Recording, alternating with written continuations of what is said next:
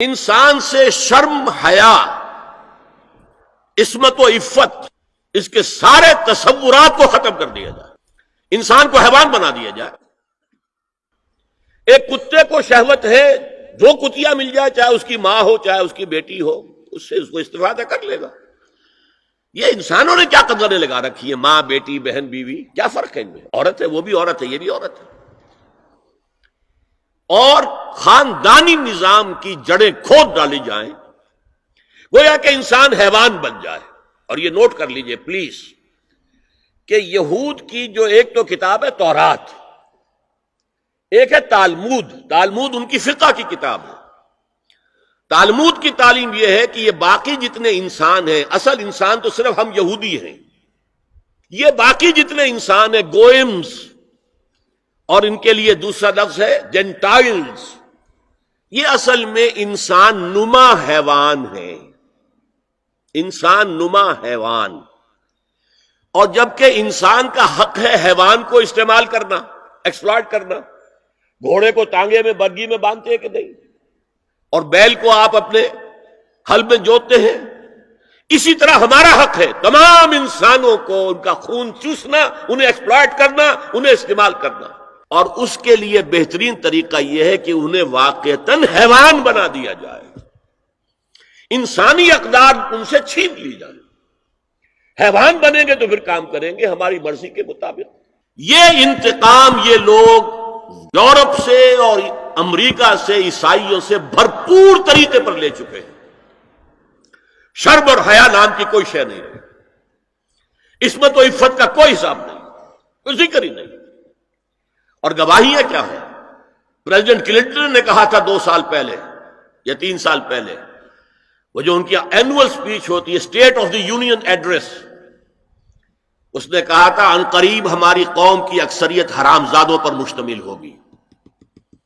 یہ حرام زادے کا لفظ میں نے ترجمہ کیا ہے born without any wedlock.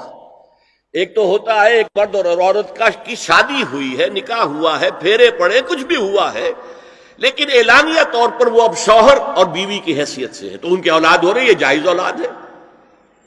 ایک بغیر شادی کی اولاد ہو رہی ہے تو یہ حرامی ہے، حرام زادے ہے۔ انہوں نے کہا کہ ہماری قوم کی اکثریت حرام زادوں پر مشتمل ہوگی۔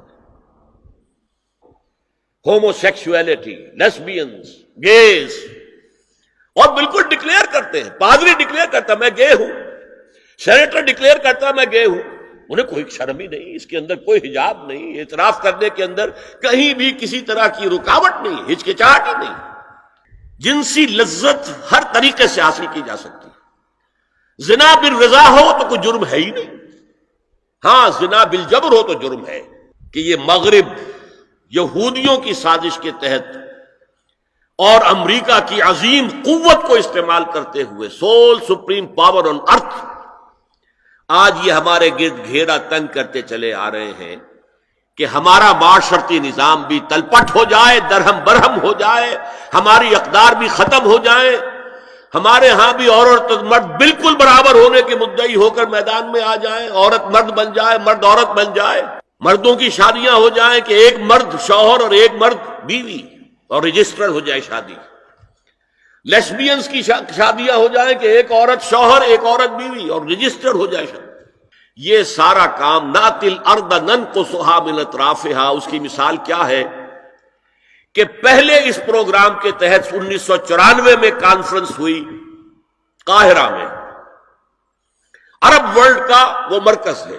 دوسری 1 سال کے بعد کانفرنس کر دی بیجنگ میں، اور اس کے بعد بیجنگ +5 کانفرنس ہوئی ہے۔ نام اس کا کیا تھا کانفرنس کا؟ Women 2000، gender equality, development and peace for the 21st century. Preparatory document میں نمبر 1 ہومو سیکسولیٹی کو نارمل سیکسول اورینٹیشن قرار دیا جائے، کوئی جرم نہیں ہے۔ مرد مرد سے شہوت رانی کرے، عمل قوم لوط، ایک شخص جو ہے عورت سے اپنی خواہش پوری کرنا چاہتا ہے، ایک مرد سے ہی کرنا چاہتا ہے، تمہیں کیا اعتراض ہے؟ نمبر 3 عورتیں گھر کا کام کاج کرنے سے انکار کر دیں یا اس پر ویج طلب کریں، مزدوری دو ہمیں، محنت دو تب ہم کام کریں گے۔ یہ چولہا جھونکنا، یہ روٹی پکانا، برتن دھونا، یہ اس کے لیے ہمیں اجرت چاہیے، لیبر کی۔ نمبر 4، عورت حمل اور وضع حمل کی جو تکلیف برداشت کرے اس پر بھی شوہر سے اجرت لے۔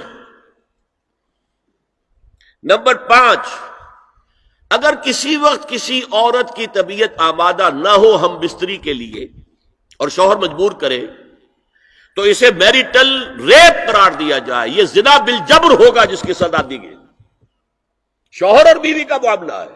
نمبر 6، پروسٹیٹیوشن کو ایک باعزت پیشہ مانا جائے اور ان کو پروسٹیٹیوٹس نہ کہا جائے بلکہ سیکس ورکرز، سیکسول ورکرز۔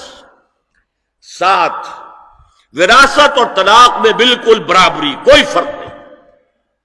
اب یہ خاص چیز تو معلوم ہوتا ہے کہ اسلام ہی کو ہدف بنا کر انہوں نے ایجنڈے میں شامل کیا۔ اگر شوہر اور بیوی کے درمیان اعتماد نہ ہو، شوہر کو یہ یقین نہ ہو کہ میں جب باہر جاتا ہوں میری بیوی کیا کرتی ہے، اور بیویوں کو یہ یقین نہ ہو کہ میرا شوہر جب باہر جاتا ہے تو کیا کرتا ہے، اگر بد اعتمادی ہو جائے، اگر شوہر کی نگاہ میں کوئی اور عورت جو ہے وہ آ گئی ہے، کھب گئی ہے، اب اس کی توجہ اپنی بیوی پر سے ہٹ جائے گی، اسے خواب میں وہی آئے گی، یہ بانڈ آف لو کمزور ہو گیا۔ اگر باپ کو یہ یقین نہ ہو کہ یہ اولاد میری ہی ہے تو وہ خاندان کا ادارہ دراڑیں پڑ گئی۔